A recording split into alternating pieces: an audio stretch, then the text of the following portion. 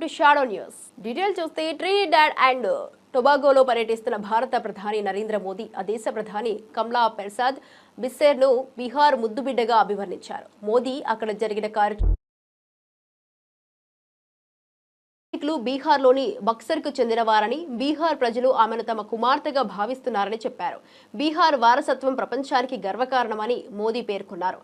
ట్రినిడాడ్లోని పలు వీధులకు బనారస్, పాట్నా, కోల్కతా, ఢిల్లీ వంటి భారత నగరాల పేర్లు పెట్టడం ఆనందంగా ఉందని తెలిపారు.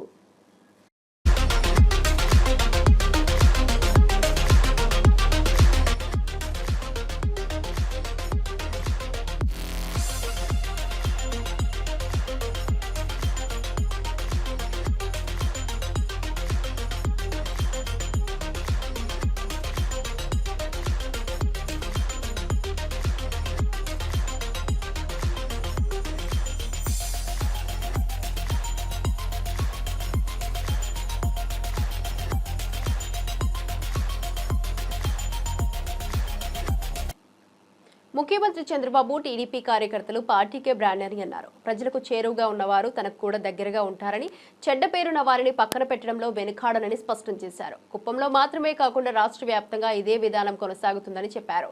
శాంతిపురం మండలంలోని ఏపీ మోడల్ స్కూల్ సమీపంలో జరిగిన నియోజకవర్గ కార్యకర్తల సమావేశంలో పాల్గొని ప్రభుత్వం చేపట్టే సంక్షేమ అభివృద్ధి కార్యక్రమాల్లో కార్యకర్తలు భాగస్వాములు కావాలని కోరారు.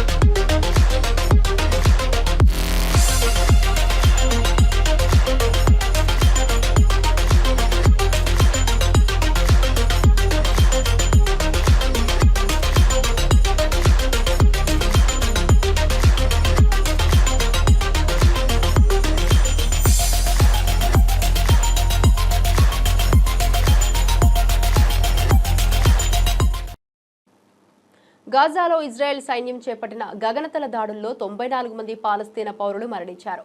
హమాస్ మిలిటెంట్లను లక్ష్యంగా చేసుకుంటున్నామని ఇజ్రాయెల్ రక్షణ దళం చెబుతున్నప్పటికీ పౌర మరణాలే ఎక్కువగా కనిపిస్తున్నాయి. తాజా దాడుల్లో చనిపోయిన 94 మందిలో 45 మంది ఆహార పంపిణీ కేంద్రం వద్ద వేచి ఉన్నవారే కావడం విషాదకరం. దక్షిణ గాజాలోని శరణార్థి శిబిరంపై జరిగిన దాడిలో 13 మంది ప్రాణాలు కోల్పోయారు. మధ్య గాజాలోని ఫలాఫెల్ స్టాండ్ సమీపంలో జరిగిన దాడిలో 8 మంది మరియు గాజా సిటీలోని పాఠశాలపై జరిగిన దాడిలో మరికొంతమంది మరణించారు. ఈ ఘటనలు పౌరుల భద్రతపై తీవ్ర విమర్శలు రేకెత్తిస్తున్నాయి.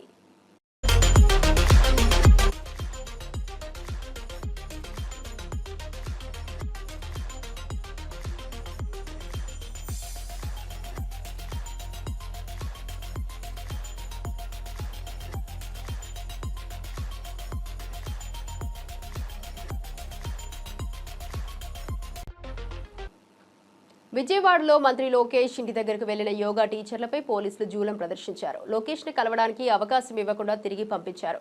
యోగా టీచర్లలో మహిళలుండగా కూడా పోలీసులు కనికరం చూపకుండా నిన్న అరెస్టు చేశారు. వారి ఫోన్లు లాక్కొని దురుసుగా ప్రవర్తించారు. ఈ పరిస్థితుల్లో పోలీసులు యోగా టీచర్ల మధ్య వాగ్వాదం చోటు చేసుకుంది. తమ సమస్యల పరిష్కారానికి లోకేష్ ను కలవాలని యోగా టీచర్లు కోరుతుండగా పోలీసులు అనుమతి ఇవ్వకపోవడం వల్ల ఉద్రిక్తత తలెత్తింది. ఈ ఘటనపై పలు వ్యతిరేక స్వరాలు వ్యక్తమవుతున్నాయి. ఇక పోలీసుల చర్యల పట్ల తీవ్ర విమర్శలు వెల్లువెత్తుతున్నాయి.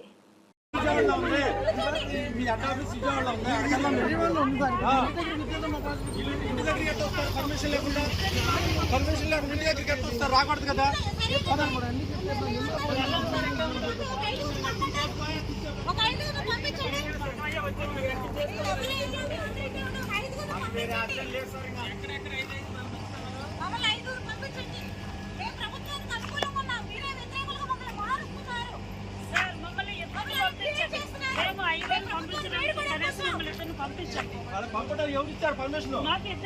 ఎవరు ఇచ్చారమ్మా పర్మిషన్?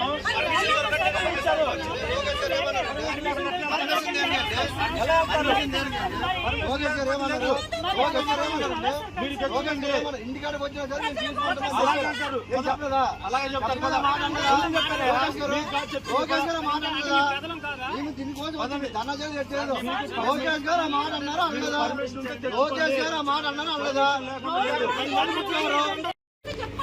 నిన్న చెప్పామమ్మా, నిన్న సాయంత్రం వరకు చెప్పాం.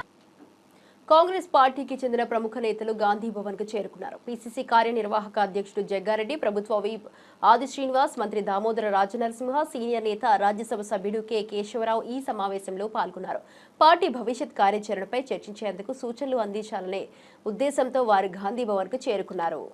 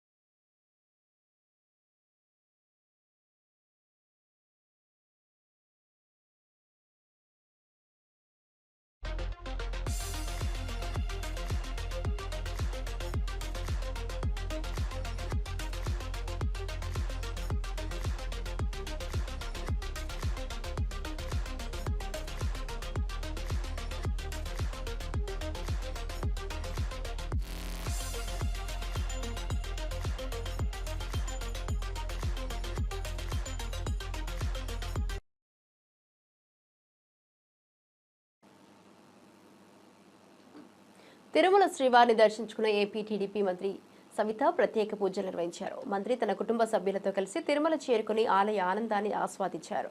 శ్రీవారి దర్శనం అనంతరం ఆమె మీడియాతో మాట్లాడుతూ రాష్ట్రానికి శ్రీవారి ఆశీస్సులు లభించాలని ప్రార్థించినట్లు తెలిపారు. తిరుమల ఆలయ సిబ్బంది, అర్చకులు మంత్రికి ప్రత్యేక స్వాగతం పలికారు. ఈ సందర్భంగా మంత్రి సవిత టీడీపీ ప్రభుత్వం చేపట్టిన పలు అభివృద్ధి కార్యక్రమాల గురించి ప్రసంగించారు.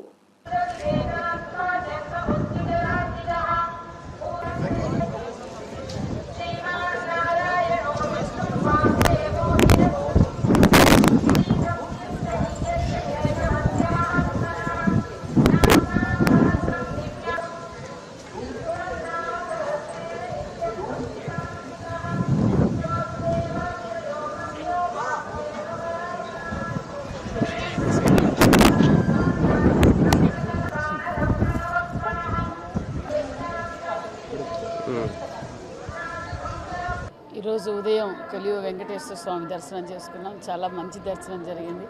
అదేవిధంగా మరి భక్తాదులతో కూడా చాలామందితో నిన్న నైట్ మరి ఈరోజు మార్నింగ్ కూడా ఇంటరాక్ట్ అవుతే చాలా బాగుంది. ఒక పక్క ప్రసాదం కావచ్చు, సౌకర్యాలు కావచ్చు, మరి లైన్ సిస్టమ్ కూడా అంతా బాగుంది మాకు అన్న విషయం కూడా తెలియజేశారు. చాలా ఆనందంగా ఉంది. మేము వెంకటేశ్వర స్వామి కోరుకునేది ఒకటే, ఈ రాష్ట్రం సురక్షితంగా ఉండాలి. ఏదైతే మాన్యశ్రీ ముఖ్యమంత్రి చంద్రబాబు నాయుడు ఈ రాష్ట్రాన్ని స్వర్ణాంధ్రప్రదేశ్గా మార్చాలి, ఆ భగవంతుడి ఆశీర్వాదం ఎల్లవేళలా ఈ రాష్ట్రానికి, ఈ దేశానికి ఉంటుందని కూడా. ఆలూరు ఎమ్మెల్యే బూసీనే విరూపాక్షి హోల్గుంద మండలంలో వరి నాట్లు నాటడంలో పాల్గొన్నారు. ఈ సందర్భంగా ధానాపురం టు హోల్గుంద రోడ్డు దాదాపు 30 కిలోమీటర్ల అధ్వానంగా ఉన్నాయని, వైఎస్ఆర్ కాంగ్రెస్ పార్టీ పాలనలో టెండర్లను ఇచ్చినా కూటమి ప్రభుత్వం రద్దు చేసిందని పేర్కొన్నారు. రోడ్డు పరిస్థితి కారణంగా ప్రజలు నరక యాతన అనుభవిస్తున్నారని, ఈ సమస్యకు త్వరితగతిన పరిష్కారం కావాలని కోరారు. చంద్రబాబు నాయుడు మరియు పవన్ కళ్యాణ్ నాయకత్వంలో సమస్యలపై దృష్టి సారించాలని విరూపాక్షి అభిప్రాయపడ్డారు.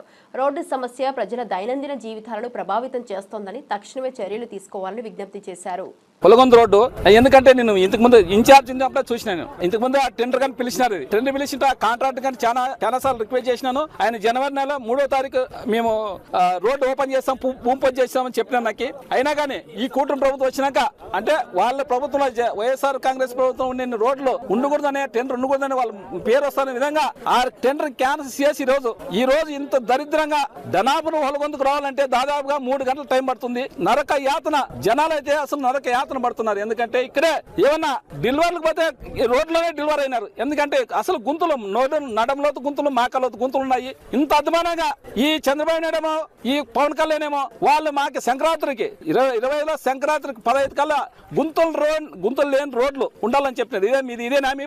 మీరు ఇదేనా అంటే మాట్లాడే మాటలన్నీ చెప్పినా కదా మా జగన్మోహన్ రెడ్డి గారి బాబు సూటి మోసానికి గ్యారంటీ. మోసమే, ప్రతిదీ మాట్లాడితేనే మోసమే, ఏం చేసినా మోసమని, ఏం మాట్లాడినా మోసమే, ఏది ఎక్కడ అడుగుపెట్టినా మోసమే, మోసం మోసం మోసం మోసం. ఈ మోసం చేస్తూ ఈ రోడ్డుని అన్యాయంగా రోడ్డు స్టార్ట్ చేసేదాన్ని దీన్ని క్యాన్సిల్ చేసి ఈ రోజు ధనాపు నుంచి పొలగొందకు పోయే జనాలకి, ఎందుకంటే రైతులు పోతున్నారు ఇక్కడ. ఎందుకంటే main head quarter Polagonda head quarter.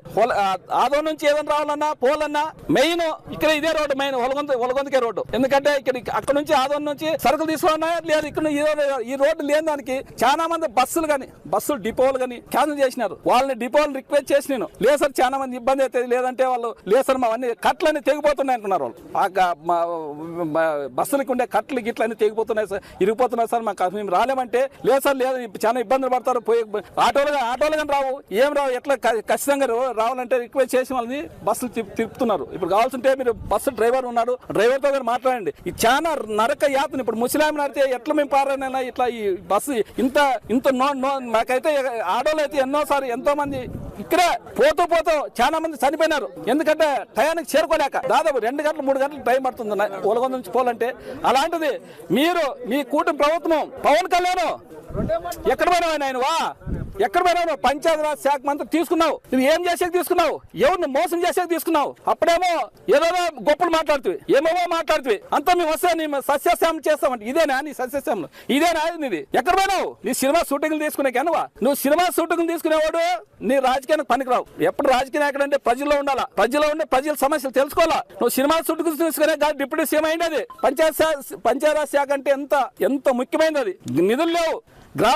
Panchayati Raj శాఖ మంత్రిగా నేను వస్తే ఖచ్చితంగా ఎప్పటికప్పుడే నెలకోసారి డబ్బులు ఇస్తాను. ఎక్కడ పోయే డబ్బులు ఇవి?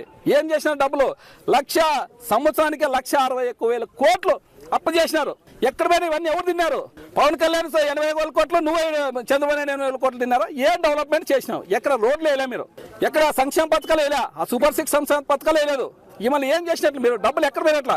పోయి అమరావతిలోనే ఏమన్నా డెవలప్మెంట్ చేసినట్టు ఆడంగా ఒక కిట్కి కనబడలేదు. ఒక కిట్కి వేసింటే ఒకటి మీరు కావాల్సింటే మనందరూ పోదామండి. ఒక ఇటుక వేయలేదు, ఒక కడ్డీ రాడ్ పెట్టలేదు, ఒక సిమెంట్ గంపేయలేదు. మరి ఎక్కడ పోయినట్లు నిధులు? ఏపీ ప్రభుత్వం హైకోర్టులో వైఎస్ జగన్ భద్రతా విషయంలో చిక్కుకుంది. Z+ భద్రత ఇవ్వడం జరిగితే రోప్ పార్టీ లేకపోవడం ఏంటని కోర్టు ప్రశ్నించింది. ఈ ప్రశ్నకు ప్రభుత్వ లాయర్ సమాధానం ఇవ్వలేక ఇబ్బంది పడ్డాడు. వైఎస్ఆర్సీపీ అధికార ప్రతినిధి కారుమూరు వెంకటరెడ్డి ఈ విషయంలో స్పందిస్తూ ప్రభుత్వ వైఖరిపై అసంతృప్తి వ్యక్తం చేశారు. భద్రతా చర్యల్లో లోపాలు ఉండకూడదని, ముఖ్యమంత్రి భద్రత ఎంతో కీలకమని పేర్కొన్నారు. హైకోర్టు ప్రశ్నలతో ప్రభుత్వానికి మరింత స్పష్టత అవసరమని, భవిష్యత్తులో ఇలాంటి సమస్యలు తలెత్తకుండా చూడాలని సూచించారు. హైకోర్టులో జరిగినటువంటి వాదనలో రాష్ట్ర ప్రభుత్వం అడ్డంగా దొరికిపోయిందని చెప్పారు. రాష్ట్ర ప్రభుత్వం తరపున అడ్వకేట్ జనరల్ దమ్మాలపాటి శ్రీనివాస్ తన వాదనలు వినిపిస్తూ జగన్మోహన్ రెడ్డి గారికి Z+ కేటగిరీ భద్రతని మేము కొనసాగిస్తానే ఉన్నామని చెప్పినప్పుడు వైఎస్ఆర్ కాంగ్రెస్ పార్టీ తరపున సీనియర్ న్యాయవాది సుబ్రహ్మణ్య శ్రీరామ్ గారు తన వాదనలు వినిపిస్తూ Z+ కేటగిరీ మీరు ఇస్తే రోప్ పార్టీ ఎందుకు లేదు అని చెప్పి నిలదీయటంతో బెక్కముఖం వేశాడు. ఒక వివిఐపి ఆల్రెడీ కేంద్ర ప్రభుత్వం Z+ కేటగిరీ భద్రత ఇచ్చింది. ఆ Z+ కేటగిరీ భద్రత ఉన్నప్పుడు 58 మంది Z+ కేటగిరీగా జగన్మోహన్ రెడ్డి గారు చుట్టూత భద్రత ఉండాలి. జగన్మోహన్ రెడ్డి గారు ఎక్కడికైనా పర్యటనకు వెళ్తున్నప్పుడు రోప్ పార్టీని ఏర్పాటు చేయాలి. ఆ రోప్ పార్టీ ఉంటే ఎటువంటి అవాంఛనీయ సంఘటనలు జరగటానికి అవకాశం ఉండదు. మీరు అలా రోప్ పార్టీని పెట్టకపోవటం వల్ల ఏదైనా సంఘటనలు జరగడానికి అవకాశం ఉంటుంది. సో మీరు ఎందుకు పెట్టట్లేదు? Z+ కేటగిరీ అంటే రోప్ పార్టీ పెట్టకపోవటమా? Z+ కేటగిరీ వ్యక్తులకు రోప్ పార్టీ పెట్టరా రోప్ పార్టీ పెట్టకపోవడమే Z+ కేటగిరీ, మీరు ఇచ్చే Z+ కేటగిరీ అని చెప్పి తన వాదనలు వినిపించినాక టైం కావాలని అడిగాడు. కౌంటర్ వేయడానికి టైం కావాలని చెప్పి అడిగితే దాన్ని బుధవారానికి వాయిదా వేశారు. క్లియర్ గా మొన్న నెల్లూరు పర్యటనకు సంబంధించి ఏదైతే వైఎస్ఆర్ కాంగ్రెస్ పార్టీ ఎమ్మెల్సీలుగా ఉన్నటువంటి లేళ్ల అప్పిరెడ్డి గారు, అదేవిధంగా పర్వతరెడ్డి చంద్రశేఖర్ రెడ్డి గారు వేసినటువంటి పిటిషన్ మీద వాదనలు వినిపిస్తున్నటువంటి సమయంలో నెల్లూరు పర్యటనలో హెలీప్యాడ్ కి మేము అడిగిన దగ్గర పర్మిషన్ ఇవ్వలేదు.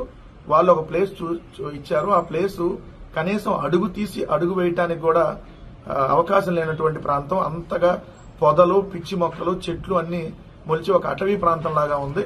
దాన్ని ఇప్పుడు చదును చేయాలంటే 3-4 రోజులు సమయం పడుతుంది. సో అందుకని మేము పర్యటనని తాత్కాలికంగా వాయిదా వేసుకున్నాం. జగన్మోహన్ రెడ్డి గారు ఎక్కడ ఏ పర్యటనకి వెళ్తున్నా సెక్యూరిటీ కల్పించే విధంగా, రోప్ పార్టీ ఉండే విధంగా చర్యలు తీసుకోండి.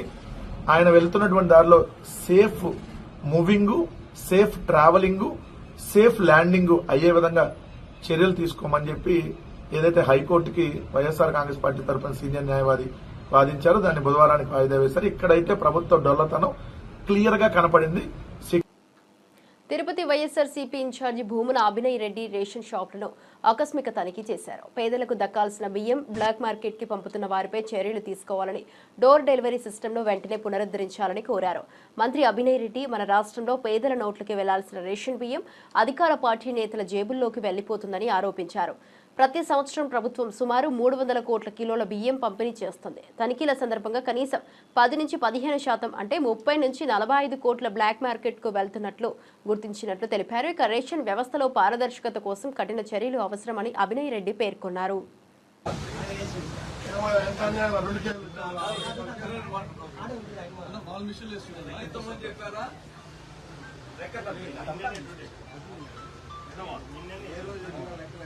మేము 3 రోజులుగా చూస్తాం. షాపింగ్ ఆపరేషన్ ప్రతి దాంట్లోనూ తక్కువ ఉంది. కారణం ఏంటి? వాళ్ళ మిషన్ ఎందుకు చూస్తున్నారు? దాంట్లో వేస్తే ఎంత వస్తుంది?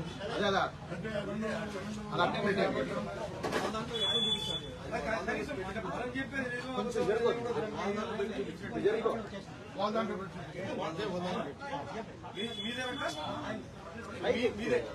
మీదే తీసుకొని వచ్చినాం, ఇటు పెట్టారు అంతే. మధ్యలో ఏడా తీయడం కానీ ఇట్లా కానీ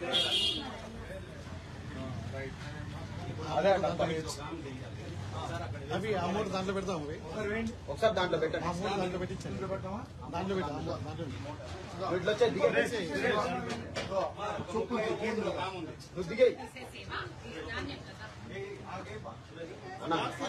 డబ్బా పెట్టు అంటే అమౌంట్ పెట్టు. డబ్బా ఆడే ఉంది.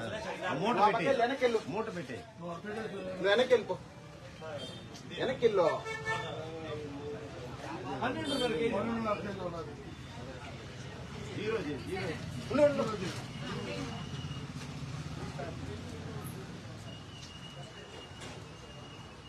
ఓకే, కొంచెం వెనక్కి.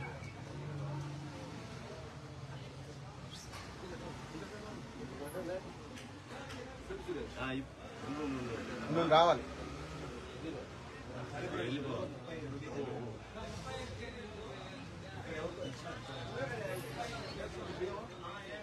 వెళ్ళిపోయారు అక్క వాళ్ళు ఉండరా అన్న? ఈ పక్కన వెనక్కి రా, వెనక్కి రా. అట్లా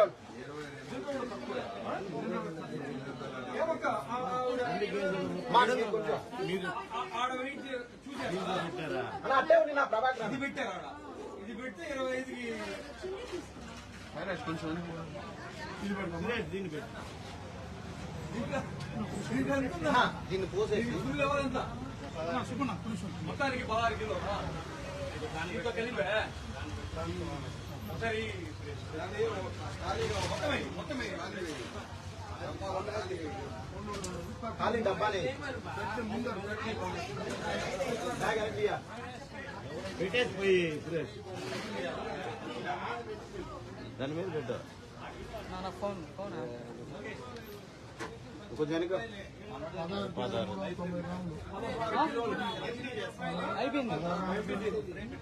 తీసి కింద పోసి ఆ దగ్గర ఉండేది అవి పోయి అమౌంట్ పోయి. అవునవును. ఈవీఎం మాయాజాలంతో కూటమి అధికారంలోకి వచ్చిందని మాజీ మంత్రి రోజా విమర్శించారు.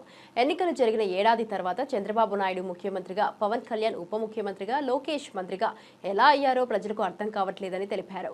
ఈ వ్యాఖ్యల ద్వారా గందరగోళం సృష్టించే ప్రయత్నం జరుగుతోందని ఆమె పేర్కొన్నారు. ప్రజాస్వామ్య వ్యవస్థ పట్ల ఇలాంటి అనుమానాలు ప్రజల్లో అపార్థం కలిగిస్తాయని ఆమె అభిప్రాయపడ్డారు. ఎన్నికల ప్రామాణికతను ప్రశ్నించాలనే ఉద్దేశంతో రోజా ఈ వ్యాఖ్యలు చేయడం రాజకీయ వర్గాల్లో చర్చనీయాంశంగా మారింది. ఈవీఎంలపై పూర్తి నిర్దిష్టత అవసరమని ఆమె హితో పలికారు. గతంలో సంక్షేమ వర్గాలు కూడా ఇవ్వకుండా ఆయన వచ్చిన తర్వాత ఎలా వెన్నుపోటు పొడిచారో మనం అందరం కూడా చూసాం. కానీ ఈసారి ఈవీఎం మాయాజాలం కూడా తోడవటంతో ఏ విధంగా మెజారిటీలు కళలో కూడా వాళ్ళకి రావు. ఎందుకంటే ప్రజలకు వాళ్ళు ఏం చేసింది లేదు. కానీ ఈరోజు అందలం ఎక్కిన తర్వాత కనీసం మారుతారు, ప్రజలకు ఇచ్చిన వాగ్దానాలు చేస్తారు, ఈ రాష్ట్ర ప్రజల్ని కాపాడుకుంటాడు, రైతుల్ని కాపాడుతాడు, మహిళలను కాపాడుతారని అందరూ ఎదురు చూశారు. కానీ పెద్దలు అంటారు కదా, కుక్క తోక వంకర, గోదావరి ఈదిన మళ్ళీ ఆ గట్టుకు వెళ్ళాక ఆ తోక అలాగే వంకర పోతుందంట. అలా చంద్రబాబు నాయుడు అధికారంలో రావటం వరకు నేను మారాను, ఇంక నుంచి చేస్తాను అంటాడు. కానీ అధికారంలోకి వచ్చాక మళ్ళీ సేమ్, ఏం మారడు, ఏం చేయడు. సో ఈ సంవత్సర కాలం అయిపోతుంది.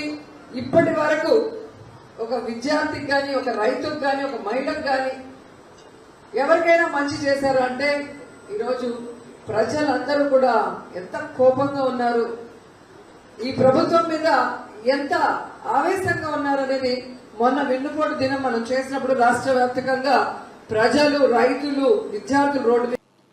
హైదరాబాద్ లక్డికాపూల్ మాజీ సీఎం రోషయ్య విగ్రహాన్ని ఏఐసీసీ అధ్యక్షుడు మల్లికార్జున ఖర్గే, తెలంగాణ సీఎం రేవంత్ రెడ్డి ఆవిష్కరించనున్నారు.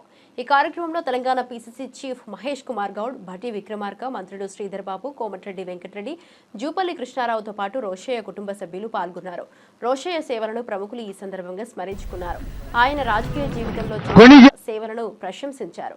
రోషయ్య వంచనలేని నేతగా, ప్రజల కోసం పనిచేసిన శ్రేష్ఠ వ్యక్తిగా గుర్తింపు పొందారని పలువురు పేర్కొన్నారు. ఈ విగ్రహ ఆవిష్కరణ కార్యక్రమం ఆయన సేవలకు నివాళిగా నిలిచింది. ఆ మూర్తిలో మనం ప్రస్ఫుటంగా చూడగలుగుతూ ఉన్నాం. ప్రవేశపెట్టిన ఒక కీర్తిని ఆ మూర్తిలో మనం ప్రస్ఫుటంగా చూడగలుగుతూ ఉన్నాం.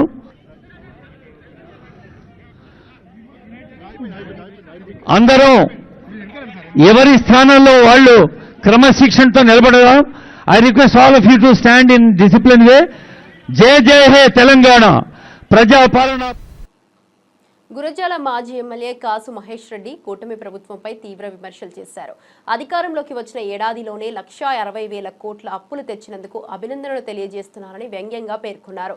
గత 5 ఏళ్లలో కేవలం 3,30,000 కోట్ల అప్పులు చేసిన జగన్ ఏడాదికి కేవలం 60,000 కోట్ల అప్పు మాత్రమే చేసి సంక్షేమ పథకాలు సమర్థవంతంగా అమలు చేశారని గుర్తు చేశారు. కానీ కూటమి ప్రభుత్వం మొదటి సంవత్సరంలోనే 1,60,000 కోట్ల అప్పు చేసి రికార్డు సృష్టించిందని విమర్శించారు. 60,000 కోట్ల అప్పు చేసి రికార్డు సృష్టించింది ఈ ప్రభుత్వం. అందుకనే శుభాకాంక్షలు తెలియజేస్తున్నాం. మరి గతంలో జగన్మోహన్ రెడ్డి గారు 5 సంవత్సరాలలో 3,30,000 కోట్లు, అంటే సంవత్సరానికి సగటు 65 నుంచి 66,000 కోట్లు అప్పు చేసి సంక్షేమం, అభివృద్ధి, పాలనా సౌలభ్యం అనేక కార్యక్రమాలు చేపడితే ఒకే ఒక్క సంవత్సరంలోనే మరి 1,60,000 కోట్లు అప్పు చేసింది ప్రభుత్వం. అలాగే తెలుగుదేశం వారు అంటున్నట్టు గ్లోబల్ ఛానల్స్ ప్రచారం చేస్తున్నట్టు వాళ్ళ అనుబంధ సంస్థలు ఖచ్చితంగా ఆంధ్ర రాష్ట్రం స్విట్జర్లాండ్ అవుతుంది. ఇట్లాగే మనం అప్పు చేసుకుంటూ పోతే ప్రతి సంవత్సరం వాతావరణంలో పెను మార్పులు వచ్చి ఈ ఆంధ్ర రాష్ట్రంలో స్విట్జర్లాండ్ లాగా మంచు కురిసినా ఆశ్చర్యపోకలేదు, ఆ మంచులో మన పిల్లలు ఆడుకున్నా ఆశ్చర్యపోకలేదు. వాళ్ళ ఇష్టం, వాళ్ళు చెప్పేది ఇనక తప్పదు. కాబట్టి అసలు వింటుంటేనే విదూరంగా ఉంటుంది. జగన్మోహన్ రెడ్డి గారు ఆ రోజు కోవిడ్ అనే మహమ్మారి వచ్చి యావత్ ప్రపంచమే కుదేలైతే అమెరికా వంటి దేశమే తమ పౌరులకి డాలర్లు, కొన్ని లక్షల రూపాయల డాలర్ రూపంలో ఇవ్వటం జరిగింది. అలాగే జగన్మోహన్ రెడ్డి గారు కూడా 5 ఏళ్లు ఇచ్చిన మాట నిలబెట్టుకుంటూ కోవిడ్ వల్ల ఎవరు ఇబ్బంది పడకూడదని సంక్షేమం, అభివృద్ధి చేసి 3,30,000 కోట్లు అప్పు చేశారు. ఆ రోజు ఏమన్నారు ఈ తెలుగుదేశం అనుబంధ ఛానళ్లు, పత్రికలు, ఆంధ్రప్రదేశ్ శ్రీలంక అవుతుంది అని అన్నారు. మరి ఈరోజు ఆ ఛానల్స్ ఏమైనాయి? మూగపోయినాయా? కులం పోయినాయా? ఆ పత్రికలు ఏమైనాయి? కలం ఏమైంది? అడుగుతున్నాం. అమ్ముడు పోయిందా? ఈరోజు మరి ఎందుకు రాయట్లేదు? ఎందుకు మేధావులు మాట్లాడట్లేదు? ఒక్కసారి ఆంధ్ర రాష్ట్ర ప్రజలు గమనించాలి. ఒక్కటి చెప్తున్నాం, ఇలాగే గనక అప్పు చేసుకుంటూ పోయి, ఇలాగే గనక విధ్వంసులు చేస్తూ, ప్రతిపక్ష పార్టీల మీద అక్రమ కేసులు పెడుతూ లా అండ్ ఆర్డర్ ఏదైతే మరి అన్ని రకాలుగా కూడా ఈ రాష్ట్రాన్ని రక్షించాల్సిన వాళ్లే ఈ రోజును భక్షిస్తూ ఇలాగే కొనసాగితే ఖచ్చితంగా చెప్తున్నాం, ఆంధ్రప్రదేశ్ కనీసం శ్రీలంకగా కూడా మిగలదు. ఆఫ్రికా దేశంలోని సుడాన్ అవ్వటం ఖచ్చితంగా జరిగిద్ది ఇలాగే గనక ప్రభుత్వం ఇటువంటి పాలన కొనసాగితే. మరొక విషయం, చంద్రబాబు నాయుడు గారు చెప్పారు, తానే సంస్కరణలు తీసుకొచ్చాను, విద్యుత్ని ₹1 పెంచను, నాణ్యమైన విద్యుత్ని ఇస్తాను. ఉప ముఖ్యమంత్రి పవన్ కళ్యాణ్ వైసీపీ నేతలను హెచ్చరించారు. శ్రమించి పనిచేస్తున్న వారికి మళ్లీ కోపం తెప్పించవద్దని స్పష్టం చేశారు. రప్ప రప్ప అంటూ వైసీపీ చేసే తాటాకు చప్పులకు భయపడేదే లేదని తేల్చి చెప్పారు. ప్రకాశం జిల్లా మార్కాపురం వద్ద 12 ఎకరాల్లో 1290 కోట్ల రూపాయలతో ప్రారంభమైన తాగునీటి పథకానికి శంకుస్థాపన చేశారు. ఈ పథకం ద్వారా ప్రజలకు తాగునీటి కష్టాలు తొలగిపోతాయని పేర్కొన్నారు. పథకానికి మద్దతు అందించడానికి ప్రతినిధులు కృషి చేయాలని పిలుపునిచ్చారు. పవన్ వ్యాఖ్యలు వైసీపీపై మరింత దృష్టి సారించాయి. జిల్లా పోలీస్ అధికారి, సూపరింటెండెంట్ ఆఫ్ పోలీస్, అలాగే శ్రీమతి పి గాయత్రీదేవి గారికి ఇంజనీరింగ్ చీఫ్ గ్రామీణ తాగునీటి సరఫరా, శ్రీ డి హరేరామ్ నాయక్ గారికి చీఫ్ ఇంజనీర్ గ్రామీణ తాగునీటి సరఫరా, అలాగే కృష్ణతేజ గారికి కమిషనర్ పంచాయతీరాజ్ గ్రామీణాభివృద్ధి, వెంకటకృష్ణ గారికి ఓఎస్డి, ప్రత్యేకించి మీ అందరికీ నా హృదయపూర్వక నమస్కారాలు, హృదయపూర్వక ధన్యవాదాలు.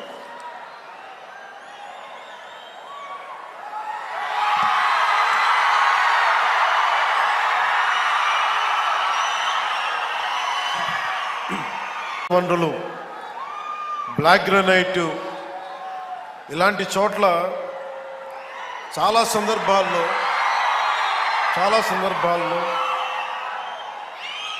ముఖ్యంగా ఇక్కడున్న యువత, ఈరోజు నేను వచ్చిన సందర్భం జేజేఎం కావచ్చు, కానీ ఇక్కడున్న యువతలో ఉన్న వేదన, కోపం, బాధ, ఆంధ్రప్రదేశ్లోనే మా ప్రకాశం జిల్లా ఇంత నిర్లక్ష్యానికి ఎందుకు గురి కాబడింది? నాకు ఆ కష్టం అప్పటి నుంచి ఇప్పుడు దాకా నా గుండెలో ఉండిపోయింది.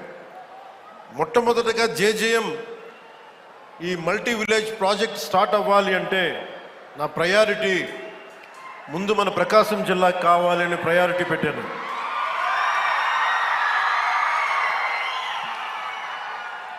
అలాగే మీకు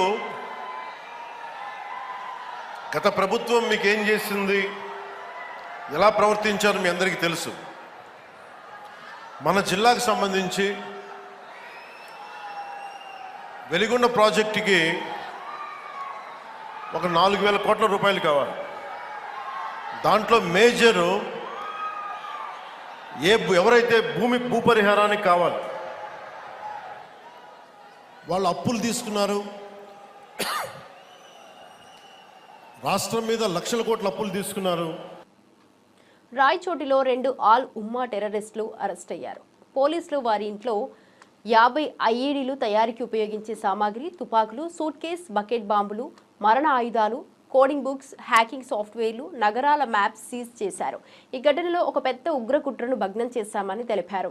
నిందితులు అమానుల్లా, మన్సూర్ పేర్లతో గత 20 ఏళ్లుగా రాయచోటిలో నివసిస్తున్నారని వెల్లడించారు. ఈ సమాచారంతో భద్రతా దళాలు అప్రమత్తమయ్యాయి. నిఘా వ్యవస్థ మరింత పటిష్టం చేయాలని అధికారులు సూచించారు. Alias Amanullah, and second person name is Mohammad Ali alias Mansoor. ఈ అలియాస్ అన్న పేర్లు ఇక్కడ వీళ్ళు పెట్టుకున్న పేరు. ఈ అబూబకర్ అన్నతను 5 సంవత్సరాల క్రితం మ్యారేజ్ చేసుకున్నాడు. ఈ మన్సూర్ అన్నతను 10 సంవత్సరాల క్రితం మ్యారేజ్ చేసుకున్నాడు. ఈ అమ్మాయిలు రాయచోటి గాలివీడు ఏరియా లేడీస్ వీళ్ళు. మరి 5 సంవత్సరాలు 10 సంవత్సరాల నుండి ఒక చిన్న ఇంట్లో ఉంటూ ఇంత సీజర్ మాకు పట్టుబడి ఆ ఇంట్లో సామానం గురించి ఇంట్లో ఆడవాళ్ళకి తెలియదు అనుకుంటే అన్నది మాకు అనుమానాస్పదంగా ఉంది. తెలుసా తెలీదా, మరి వీళ్ళని నిజంగానే ఏమార్చారా, మోసం చేశారా అన్నది ఫర్దర్ ఇన్వెస్టిగేషన్ లో మేము తేల్చాల్సిన అవసరం.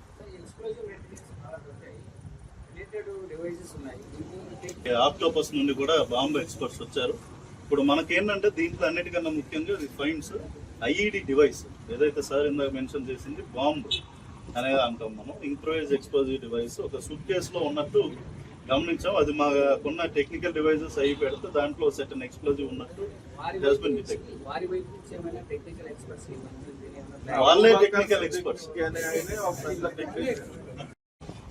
అలియాస్ అమాన్ ఉంటారు.